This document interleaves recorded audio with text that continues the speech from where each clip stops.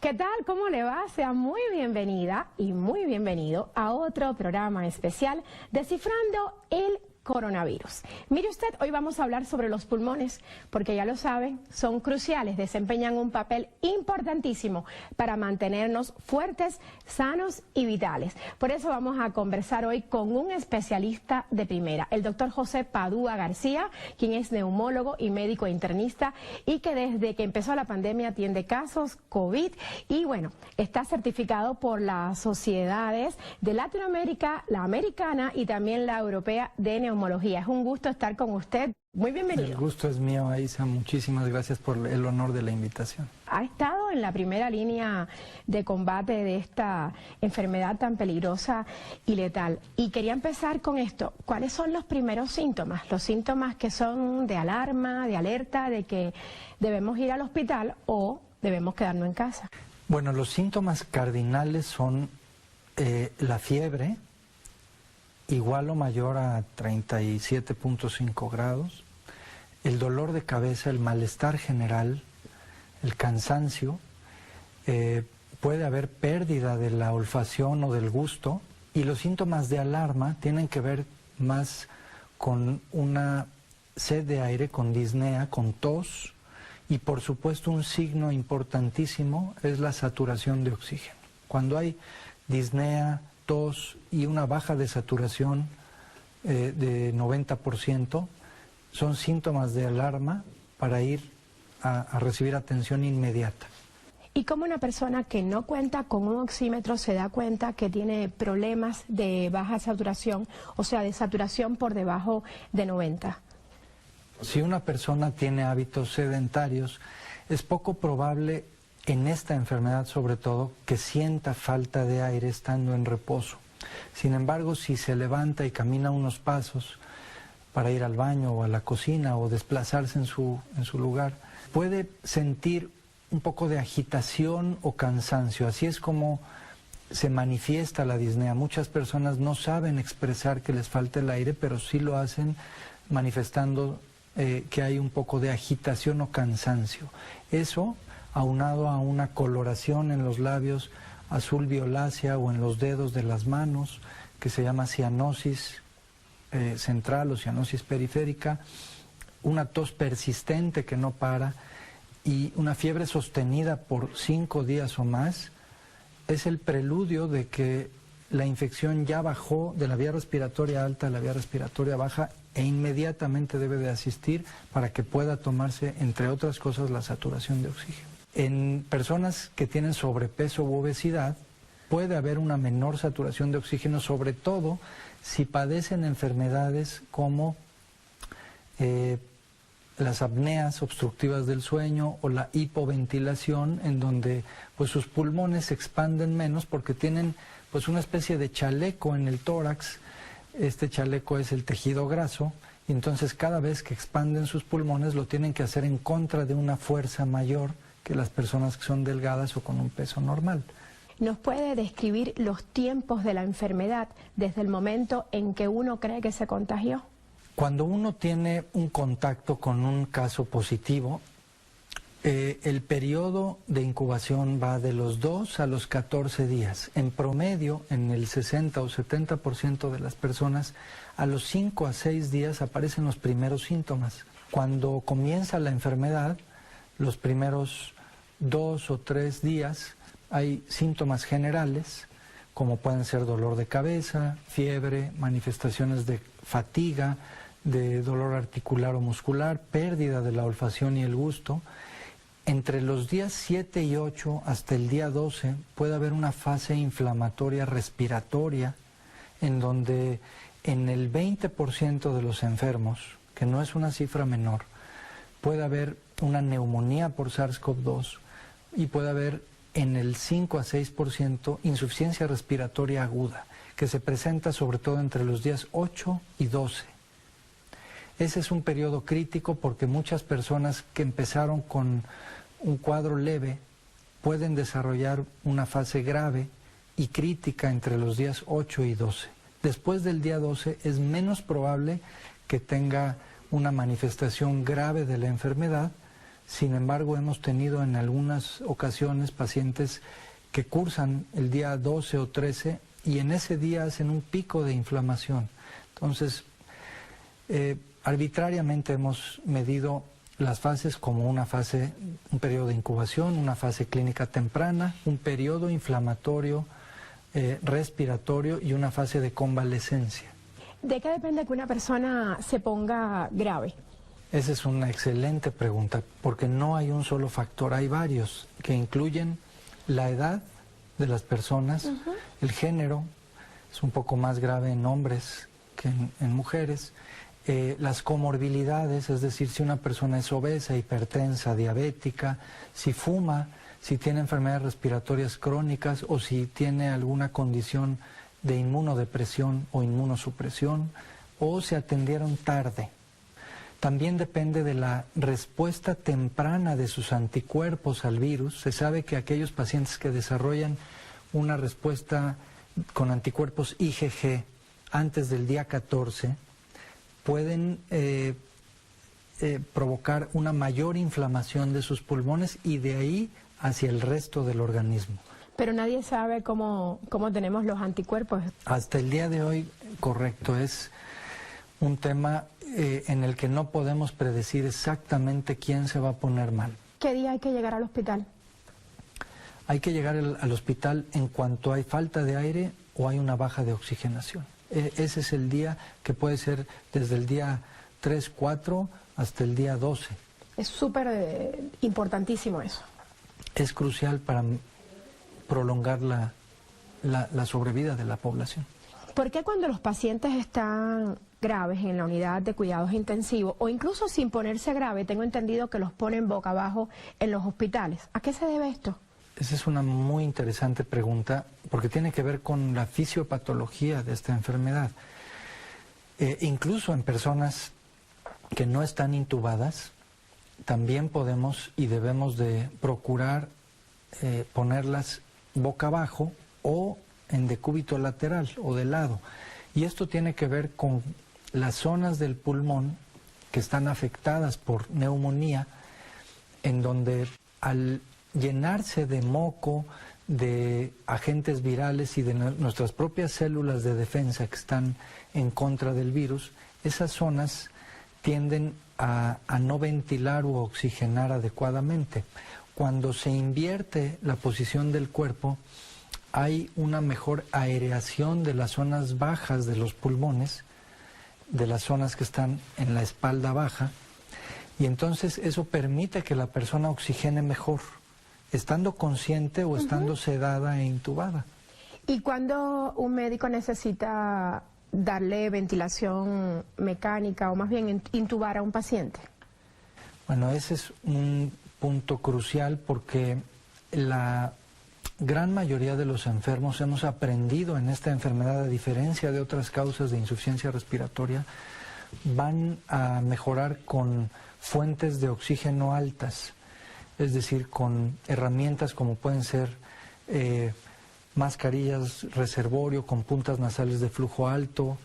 Sin embargo, cuando el paciente no mejora y no sube su oxigenación, y al contrario, esa oxigenación cada vez se deteriora más, o cuando manifiesta un uso exagerado de músculos respiratorios, o hay manifestaciones en su sangre de acidez y de retención de sustancias como el dióxido de carbono, que no ceden con el uso de ventiladores no invasivos, que son aquellos en donde el paciente está despierto y puede respirar a través de una mascarilla, entonces ahí sí hay que intubar a los pacientes después de sedarlos y conectarlos a un ventilador invasivo.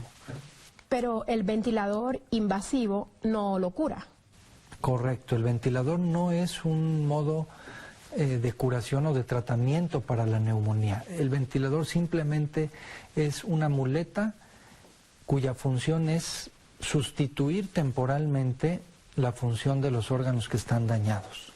Por ejemplo, cuando fallan los riñones, se puede hacer una diálisis de la sangre en forma temporal o definitiva. Cuando fallan los pulmones, se tiene que procurar que los niveles de oxigenación en la sangre sean los adecuados. Y como los pulmones son la superficie de intercambio entre la atmósfera y la sangre, el ventilador lo único que intenta hacer es mantener los niveles adecuados de oxígeno para que los demás órganos no se descompongan. Sin embargo, no es una herramienta de tratamiento contra el virus directamente, y en casos en que se use mal un ventilador puede propiciar también daño a los pulmones. Por ello, debe de siempre usarse por médicos especialistas en cuidados críticos o médicos neumólogos. ¿Cuál es el pronóstico de sobrevivencia de una persona a la cual se haya puesto ventilación mecánica e invasiva? O sea, esta intubación. Pues el pronóstico tiene que ver justamente con el lugar en donde se atienda, las personas que atiendan a estos pacientes, si son médicos especialistas en unidades de cuidados críticos, con enfermeras especialistas. El porcentaje de sobrevida puede ser bueno, a veces puede ser incluso del 60-70%, siempre hay un estimado de al menos un 20-30% de mortalidad. Sin embargo, hay series en hospitales grandes con médicos especialistas en los Estados Unidos, en Europa y en Latinoamérica, en donde los porcentajes de sobrevida son mínimos, incluso se habla del 20 o el 30%. ¿Qué usted le dice a un paciente que no quiere ser intubado y que está hospitalizado? Pues nosotros, por lo menos el grupo en el que yo he trabajado durante un año, hemos tratado de ser muy conservadores. Hemos intubado menos del 10% de la población que hemos atendido con formas graves y críticas, y eso nos ha dado muy buenos resultados con una sobrevida muy alta, arriba del 93-94%. Sí, es bastante alta. ¿Y qué tratamiento han ocupado, doctor, para evitar la intubación? Pues, entre otras cosas, fuentes de oxígeno como puntas de flujo alto de oxígeno, ventiladores no invasivos. Hemos usado algunas otras herramientas como son algunos medicamentos antiinflamatorios que no son específicos porque no hay ningún medicamento específico para esta enfermedad. Lamentablemente aún no. Pero hemos hecho lo que hemos podido por no intubar a las personas, cambiarlos de posición, darles estas herramientas de oxígeno, y de esa forma hemos podido evitar intubar a la gran mayoría de los enfermos. Doctor, con esta importante reflexión le propongo hacer una breve pausa. Regresamos muy pronto.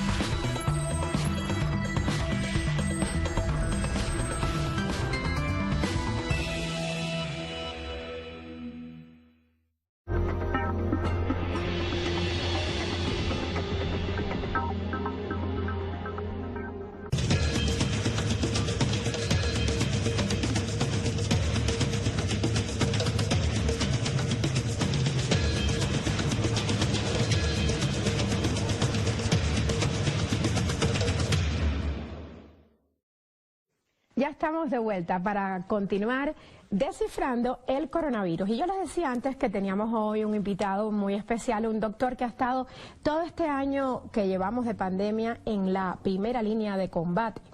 Y es el doctor José Padua García, quien es neumólogo y médico e internista. Y voy a recordar, doctor, que usted también es miembro de la Sociedad Latinoamericana, Europea y Americana de Neumología. O sea, que estamos hablando con alguien que conoce a ciencia cierta lo que está pasando. Doctor, ¿cómo uno se infecta? Digamos que si yo paso por un lugar donde minutos antes o segundos antes estuvo una persona infectada y no usó el cubreboca, expulsó estas gotículas, ¿yo me puedo infectar?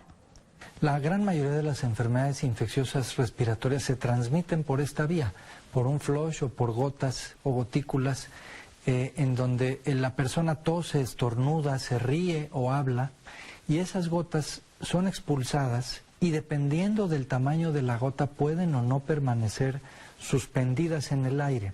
Entre menor tamaño tengan, es más probable que permanezcan un tiempo suspendidas en el aire. Son más peligrosas. Son más peligrosas y entonces otra persona viene, inhala directamente esas gotas que tienen el agente viral y ese es el modo más eficiente que tienen estos agentes para transmitirse de un ser humano o de un huésped a otro. Por supuesto que otra de las vías de contagio, además de las gotículas, son por contacto con fomites, es decir, con superficies en donde sabemos que las superficies de cartón pueden albergar a este agente viral 24 horas, las de acero 48 horas y las de plástico hasta 72 horas.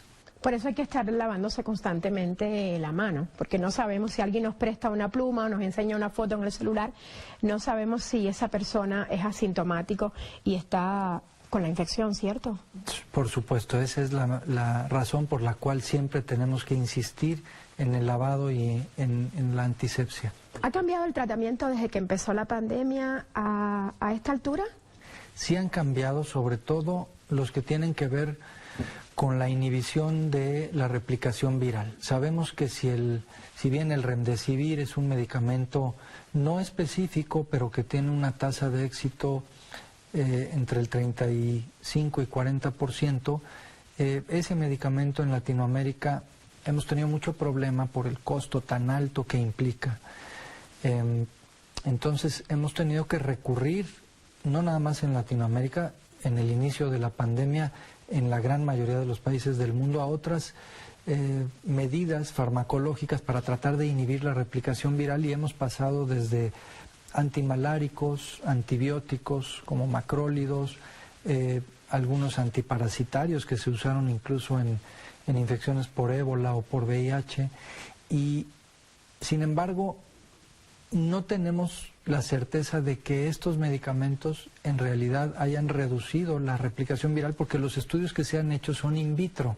Claro. Y algunos estudios clínicos, pero sin el poder de la evidencia científica que quisiéramos. Sin embargo, en relación a la antiinflamación, sí hemos visto resultados muy prometedores y extraordinarios con el uso de corticosteroides, de glucocorticoides como la dexametasona, la metilprednisolona y también con anticoagulantes. ¿Eso ya es cuando el paciente está grave?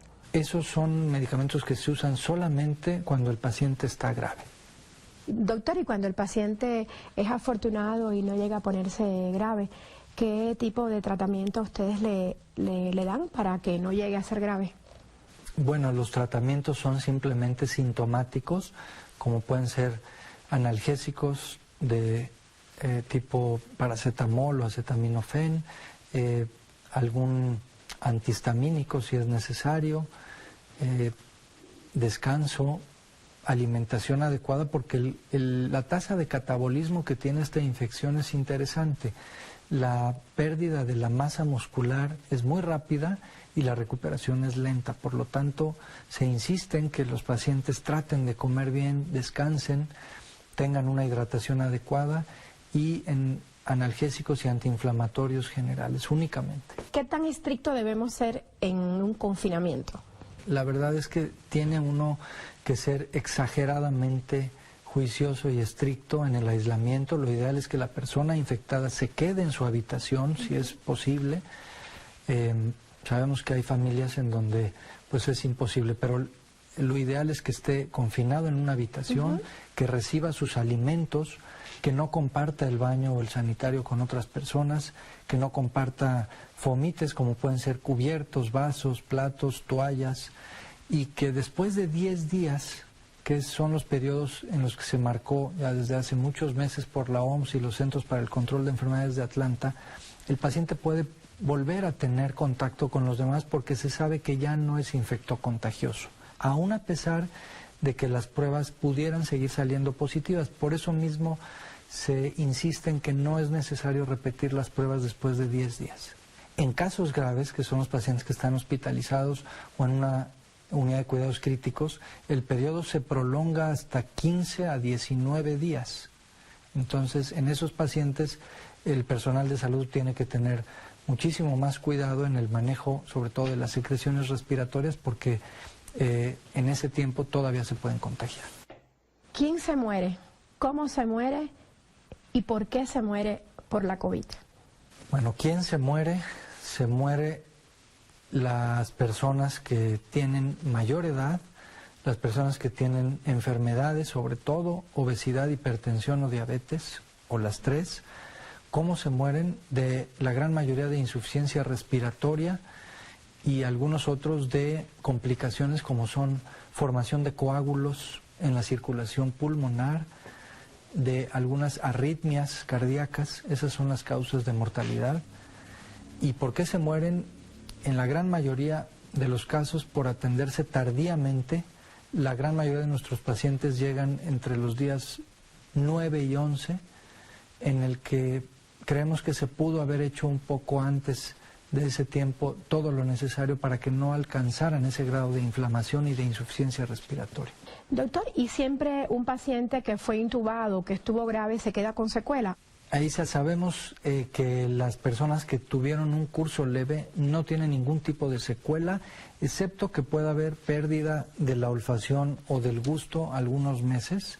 Esas no son secuelas graves, pero sí son secuelas que se pueden atender por los especialistas en esa área. Las personas que tienen cuadros graves y críticos, sobre todo las que estuvieron intubadas, pueden tener, entre otras cosas, cicatrices pulmonares y fibrosis pulmonar que puede terminar con una discapacidad permanente de las personas. Doctor, hay otra pregunta que nos ha llegado de un usuario de Telesur y dice así: si bien el fumar es un factor de riesgo de enfermedad pulmonar, hemos visto casos de fumadores que contraen la enfermedad COVID-19 y que no desarrollan un daño pulmonar. ¿Qué tanto se ha estudiado esto? Pues se ha estudiado en relación a que el tabaquismo siempre ocasiona lesiones en el epitelio de las vías respiratorias altas y bajas.